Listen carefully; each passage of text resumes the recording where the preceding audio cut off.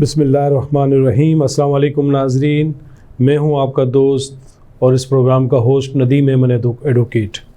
नाज़रीन, जैसे कि आपके इल्म में है कि हम जो है वो हर दफ़ा आपके लिए जो है हमारे प्रोग्राम में एक मशहूर व मारूफ़ कानूनदा को पेश करते हैं और हर दफ़ा जो है वो आप मुख्तलिफ़ शख्सियात से मिलते रहते हैं और इसी तरह जो है वो आप हमारे प्रोग्राम को सराहते रहते हैं और आपका फ़ीडबैक हमें मुसलसल मिल रहा है और उससे हमें अंदाज़ा हो रहा है कि आप किस हद तक जो है हमारे प्रोग्राम को पसंद कर रहे हैं।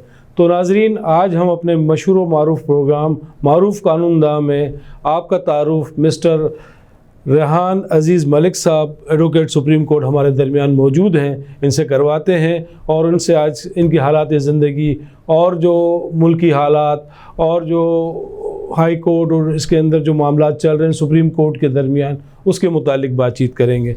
रेहान भाई, आपको इस प्रोग्राम में हम बहुत वेलकम करते हैं। अस्सलाम वालेकुम। वालेकुम नदीम भाई, थैंक यू। रेहान साहब, कैसे शौक़ हुआ वकालत का? किस तरह जो है ये शौक़ हुआ? कब जो है वो आपने वकालत के लिए कोशिश की, आए और किस तरीके से मतलब इस पेशे से वाबस्ता हुए? नदीम भाई, वकालत का कोई ख़ास शौक़ तो नहीं था। यंगर डेज़ बचपन में क्रिकेट खेलता था और अच्छे लेवल पे खेली और क्रिकेटर बनना चाहता था। एक दिन हुआ ऐसे कि PIA की तरफ से मुझे ऑफ़र आई कि आप अपना बायोडाटा दें। I think I was 18-19 then. तो वो अपनी टीम बना रहे थे फॉर पेट्रन्स ट्रॉफ़ी। तो उसमें वो चाह रहे थे मैं जो उनकी पहले कोई 30 मेंबर की टीम होती है उसमें मैं जाऊँ एज ए प्रोबेबल जो सिलेक्ट हो सकते हैं टीम में। तो मैं ऑफिस चला गया बायोडाटा बनाने। तो अबू ने पूछा कि भाई आप कैसे ऑफिस आए? तो मैंने उनको कहा कि भाई वो बायोडाटा बनाना है और क्रिकेट टीम के लिए देना है।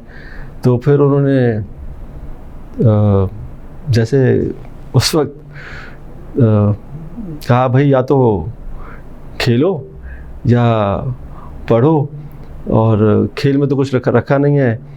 अगर खेलोगे तो नाकाम हो जाओगे और पढ़ाई करोगे तो ही आगे जाओगे, तो चॉइस तुम्हारी है। तो मैंने सोचा कि अगर मैं कहूँगा कि मैं खेलूँगा तो डांट पड़ेगी। ठीक है, नो बायोडाटा, कैंसिल, पढ़ाई शुरू। उसके बाद क्रिकेट नहीं खेली, कोई ख़ास खेलता रहा शौकिया। फिर एज ए क्या बैट्समैन या bowler? Majorly as a batsman. फिर मेरे वाले साहब एक वकील थे तो एक लेगेसी थी, उसको कंटिन्यू भी करना था। तो बस उस तरह से I ended up in this profession. माशाल्लाह, आपके इल्म में है कि रेहान अज़ीज़ मलिक साहब जो है वो सन ऑफ लॉयर हैं और उनके वालिद साहब जो थे उनकी एक बड़ी इज़्ज़त हुआ करती थी। माशाल्लाह बड़े काबिल वकील हुआ करते थे। इनके भाई भी वकील हैं।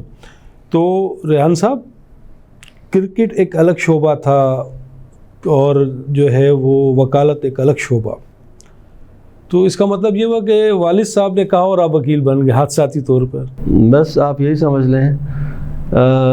शौक़ कोई नहीं था वकालत में आने का, बट आ गया और अबू की लेगेसी को कंटिन्यू करने के लिए वो, क्योंकि उनका एक फ़ील्ड थी, तो उसमें आ गया और अल्लाह ने बहुत इज़्ज़त दी। मतलब आए ही नहीं, सिर्फ आकर छा भी गया। माशाल्लाह जो है वो अल्हम्दुलिल्लाह का बहुत करम है। He has been very kind. तो कुछ मुश्किलें भी झेली शुरू में when I entered into the profession. तो अबू की गाइडेंस तो थी, लेकिन वो ज़्यादा अरसे रही नहीं, बिकॉज़ वो इंतकाल फरमा गए, अल्लाह उन्हें जन्नत नसीब करे। उसके बाद कुछ सीनियर्स थे, जब हमें गाइडलाइन कोई चाहिए होती थी तो हम उनके पास चले जाते थे, क्योंकि उस वक्त हम नए थे प्रोफेशन में, तो कन्फ्यूजन्स भी थी। शहाब सरकी साहब थे, उनके पास उनका बड़ा हेल्प रही। शमसुल इस्लाम साहब थे, वो हैं अभी भी, दोनों हमारे भाई। तो उनके साथ बड़ी एसोसिएशन रही, उन्होंने बड़ा हेल्प किया। आसिम मंसूर, उन्होंने भी बड़ी मुझे चीज़ें बताई, सिखाई। बस वो फिर अल्लाह ने इज़्ज़त दी। अच्छा, ये जो बार और बेंच के दरमियान जो एक अच्छा राब्ता होना चाहिए, जो पिछले कई सालों से हम देख रहे हैं कि वो आहिस्ता आहिस्ता ख़त्म होता जा रहा है? क्या वजह है इसकी, क्या रीज़न है? सर रीज़न जो मैंने ऑब्ज़र्व किया, जब मैं जॉइंट सेक्रेटरी था 2012-13 में, तो बड़े अच्छे कॉर्डियल रिलेशनशिप्स होते थे between the bar and the bench.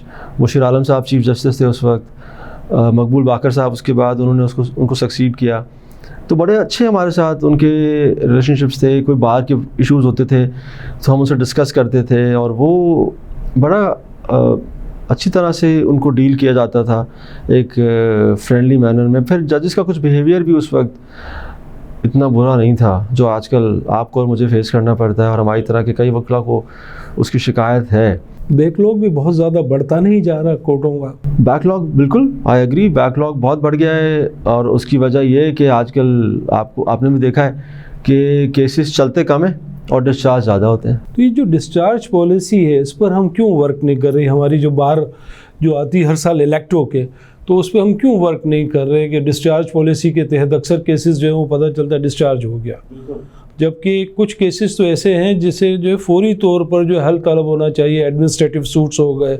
Succession matters हो गए, पार्टीशंस के मैटर्स हो गए, तो इन मैटर्स को भी जो है वो कई कई साल गुजर जाते हैं। तो वो जो यतीम मसाकीन और जो लोग जिनके वालिद या वालदा फौत हो गई और जिनको जो है वो प्रॉपर्टीज़ के मसाइल हैं और जिनको जो है वो दुनिया में बहुत सारे मामलात करने हैं, अब उस मतलब अपनी प्रॉपर्टी हासिल करने के लिए जो है उनको सालों के साल, तो उस पर कोई है पॉलिसी आपकी? जो आप इलेक्शन भी इंशाल्लाह इस साल सुना है लड़ रहे हैं और प्रेसिडेंट का इलेक्शन लड़ रहे हैं साहब, तो कोई है आपके पास इस किस्म की पॉलिसी कि अब जब आप आएँ तो इस किस्म के मामलात को रिजॉल्व किया जाए? जी नदीम भाई, बिल्कुल। जब मैं 2017-18 में सेक्रेटरी था बार का, तो इन चीज़ों को हमने उठाया। उस वक्त भी चीफ जस्टिस साहब, आज भी अहमद अली शेख साहब हैं, उस वक्त भी अहमद अली शेख साहब ही हमारे चीफ जस्टिस थे। तो कई बार मेरी उनसे इस बात पे मीटिंग हुई, हमने इस पॉइंट को बारहा डिस्कस किया कि ये जो डिस्चार्ज पॉलिसी है जिस पे आप उसके तहत केसेस डिस्चार्ज हो जाते हैं और वो डिस्चार्ज एंड डिस्चार्ज और वो अगेन एंड अगेन वो केस लगता ही नहीं है कई साल तक। तो हमने एक स्ट्रैटेजी डिवाइस की, पॉलिसी बनाई, एक उनको हमने राइटिंग में भी उसको हमने दिया चीफ जस्टिस साहब को कि इसको ख़त्म करें, इस पॉलिसी को ख़त्म कर दें। जो केसेस हैं वो लगने चाहिए, रेगुलर बुनियादों में लगने चाहिए ताकि लोगों को इंसाफ मिले। वो केस डिस्चार्ज होता है, अच्छा उस डिस्चार्ज पॉलिसी से करप्शन भी बढ़ती है ब्रांचेस में। इसकी भी हमने इंडिकेशन की कि किसी को केस अगर भागना है किसी पार्टी को, तो वो तो केस डिस्चार्ज कराती रहेगी, और बड़ा अच्छा बहाना है कि जी ये as per that approve policy वो केस डिस्चार्ज हो जाता है। तो हमने उनको रिक्वेस्ट की कि इस पॉलिसी को ख़त्म कर दें। उन्होंने हमें एश्योरेंस भी दी कि हम बिल्कुल इस पे काम करेंगे, हम आईटी टीम को इंस्ट्रक्शंस देंगे कि इस पे कुछ काम करें, ख़त्म करें। फिर हमने उनको सजेशंस भी दी कि ठीक है, अगर ये ओवरलोड पॉलिसी में आपने इनको किसी तरह से आपने भाई इनको चलाना ही है, तो फिर आप इसको कोई स्ट्रैटेजी, कोई एक प्रॉपर पॉलिसी होनी चाहिए उस पर कि अगर एक केस आज डिस्चार्ज होता है as per this approve policy, तो विद इन 3 वीक्स कोर्ट में फिक्स होना चाहिए, ठीक है, और वो दोबारा उस अप्रूव पॉलिसी में डिस्चार्ज नहीं होना चाहिए। वो कोर्ट में फिक्स हो और भाई कोर्ट उस पर जो भी फैसला करे, वकील साहब आते हैं नहीं आते हैं, एडजर्न होता है, लेकिन कोर्ट में फिक्स होना चाहिए। रेहान, कई केसेस ऐसे हैं, सिविल सूट्स स्पेशली, 2019 में अगर कोई केस लगा है तो 2023 तक उसकी बारी नहीं आई, 2022 में लगा है तो 2023 तक बारी नहीं, कई साल लग जाते हैं मतलब लास्ट हियरिंग में। और जबकि ये पॉलिसी है कि जिस केस में स्टे है उसको तो फौरी तौर पे टेकअप किया जाएगा, तो इस पॉलिसी पे भी अमल दरामद नहीं हो रहा। कई साल जो है केसेस पड़े हुए हैं सर्द खाने में, उसको पूछने वाला नहीं, तो उस केस से जो है सर्द खाने से बाहर निकाला जा सकता है। लेकिन नदीम भाई, आप भी इस प्रैक्टिस में हैं और लगभग मेरा एक्सपीरियंस और आपका एक्सपीरियंस तकरीबन आई थिंक ऑलमोस्ट सेम है। हम उन चीज़ों से गुजरते हैं रोज़। ये जो आपने अभी पॉइंट आउट किया, ये ठीक है कि डिलेज़ हैं और अनवांटेड डिलेज़ हैं। जिस केस का फ़ैसला, जिस एप्लीकेशन का फ़ैसला सेम डे में हो सकता है, वो एप्लीकेशन कई साल पेंडिंग उसको रखा जाता है, जो कि गलत है। इसमें आपकी बात काट रहा हूँ, इसमें कसूर बेंच का या बार का? देखिए इस पे ज़्यादा कसूर मैं दूंगा बेंच को, ठीक है। उसमें क्यों दूंगा, उसकी वजह है कि जब आप एक केस लेके कोर्ट में जाते हैं, जो प्रिसाइडिंग ऑफिसर्स हैं, जो जजेस हैं, उनका काम है कि उस एप्लीकेशन को मेरिट पर डिस्पोज करें और जल्द से जल्द करें। अगर वो उसको पेंडिंग रखेंगे तो, और कुछ वकला भी इसको मिसयूज़ करते हैं, उसको भी हमें नहीं भूलना चाहिए कि जब वो स्टे ऑर्डर ले लेते हैं और उनका केस उनको लगता है कि वीक है, जो कि शायद सस्टेन ना कर पाए, तो फिर वो कोई बहाने बनाकर उसको लिंगर ऑन करने की कोशिश करते हैं, जिसको एंटरटेन भी जजेस ही करते हैं इन द एंड। वो उसकी भी वजूहत हैं, कुछ फेस वैल्यू के ऊपर एंटरटेन हो जाते हैं उनकी रिक्वेस्ट, और वो कई साल इस पे निकल जाते हैं। ये हमें फेस करना पड़ा, कई दफ़ा हमें फेस करना पड़ा। हम रिक्वेस्ट करते हैं कोर्ट्स को कि जी आप इस एप्लीकेशन को सुने। अब कई दफ़ा उसको हमें फेस करना पड़ता है कि जी सामने से कोई ऐसे वकील साहब अगर हैं तो नहीं सुनी जाती हमारी वो बात, जो कि गलत है, सुननी चाहिए उनको। कोर्ट का काम है डिस्पोजल देना। बिल्कुल ऐसा ही है। तो क्या ऐसा तो नहीं कि वो जजेस की तादाद कम है, इस वजह से बैकलॉग बढ़ता जा रहा है, कि जजेस की तादाद बढ़ाकर बैकलॉग को कवर किया जा सके? लेकिन अदीम में बड़ा आसान सा फॉर्मूला है। हाई कोर्ट की जजेस की तादाद तो 40 है, आई थिंक इस वक्त 38 जजेस इस वक्त हैं आई थिंक जो काम कर रहे हैं, और वो 38 भी उसमें से 3 सक्खर में हैं, 3 लाड़काना में हैं, 3 या 4 हैदराबाद में हैं। तो वो नया सेक्टर मीरपुर खास भी शायद शुरू किया गया, खास भी है, आई थिंक 2 जजेस हमारे वहाँ भी जो हैं अपने फ़राइज़ अंजाम दे रहे हैं। तो मैटर नंबर ऑफ़ जजेस का नहीं है, मैटर बड़ा सिंपल है, जुरिसडिक्शन का। अगर इस जुरिसडिक्शन को रिवाइज़ करके हम नीचे भेज दें, सीनियर सिविल जजेस को दे दें, पूरे पाकिस्तान में जो सिस्टम है कराची के अलावा, अगर इसको हम वहाँ भेज दें और सीनियर सिविल जजेस की तादाद बढ़ा दें, तो अगर हम सीनियर सिविल जजेस को जुरिसडिक्शन दे दें, ओरिजिनल जुरिसडिक्शन अगर हम भेज दें, तो आई थिंक वहाँ जिस तरह से केसेस चलते हैं और डिस्पोजल होता है, तो ये जो बैकलॉग है ये कम किया जा सकता है। नाजरीन इस वक्त जो है वो हमें एक वक्फे की जानिब जाना पड़ेगा। दिल नहीं कर रहा कि रेहान साहब से जो है वो बातों को मुनक़ता किया जाए, लेकिन मजबूरी है। आते हैं एक ब्रेक के बाद। Thank you.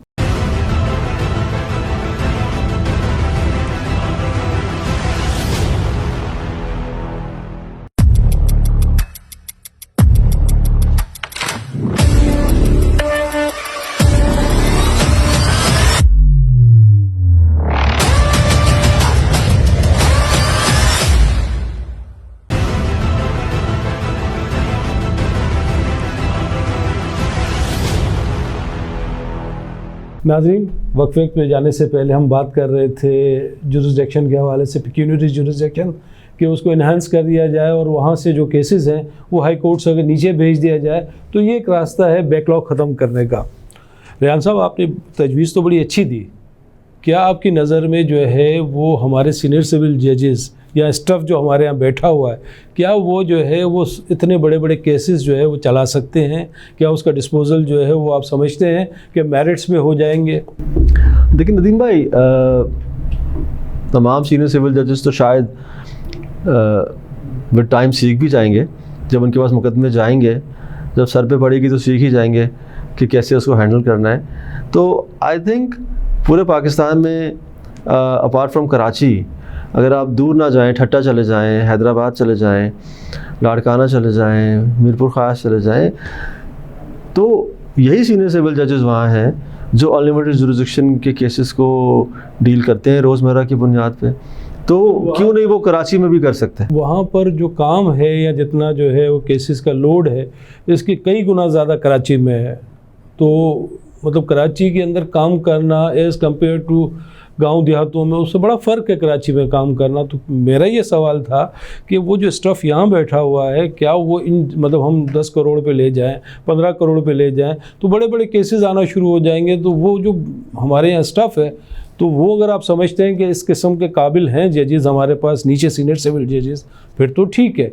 नहीं तो फिर उनकी, मेरा यह ख्याल है कि अच्छी सी एक ट्रेनिंग होनी चाहिए और उस ट्रेनिंग के बाद जो है वो बाकायदा जुरिसडिक्शन पे काम होना चाहिए। मैं पार्टली आपसे एग्री करूँगा कि ट्रेनिंग तो बहुत ज़रूरी है जजेस की, लेकिन केस 1 करोड़ का हो या 10 करोड़ का हो, फैसला तो फैक्ट्स और कानून के मुताबिक ही होगा ना। वो जज साहब का काम है फैक्ट्स सुनना और उस पर कानून को अप्लाई करना। अब वो केस अगर 1 करोड़ का है या वो 10 करोड़ का है या वो 100 करोड़ का है, उससे तो कोई रेलेवेंसी नहीं है उसकी कॉम्पिटेंसी की, उससे तो कानून को अप्लाई करके केस का फैसला करना है। वेल सेड, बहुत अच्छी बात कही आपने। और रेहान, इस वक्त जो मुल्क के अंदर सियासी सूरत हाल जो चल रही है और सुप्रीम कोर्ट और ये जो मामला, तो पिछले दिनों हमने देखा कि अचानक रात को कोर्टें खुल जाती थी और खुल गई। तो क्या समझते हैं, ये मुनासिब इक़दाम था कोर्टों का, होना चाहिए था ये? मेरी नज़र में तो जो फैसला रात को हुआ था वो सुबह भी हो सकता था। उसके लिए कोई ऐसी अर्जेंसी नहीं थी जिसके लिए रात को कोर्ट्स खोली जाए, और रात को कोर्ट्स खोलनी ही है तो आवाम के लिए खोलें, आवाम को रिलीफ दें। वही कन्विक्शन यहाँ भी दिखाएं ना, जो केसेस कई साल से इल्तवा का शिकार हैं और जो हकदार हैं उनको उनका हक नहीं दिया जा रहा। तो अगर ये कन्विक्शन दिखानी है कोर्ट्स को और रात को काम करने का शौक़ है, तो फिर जो मुल्क की गरीब आवाम है, जो इंसाफ की तलबगार है, उनके लिए भी तो अदालतें खोलें, उनको भी तो रिलीफ दें। जो जेल में और जो नाहक सज़ा काट रहे हैं उनको भी तो इंसाफ दें। जो प्रॉपर्टीज़ के लिए लोग रो रहे हैं उनको भी तो इंसाफ दें।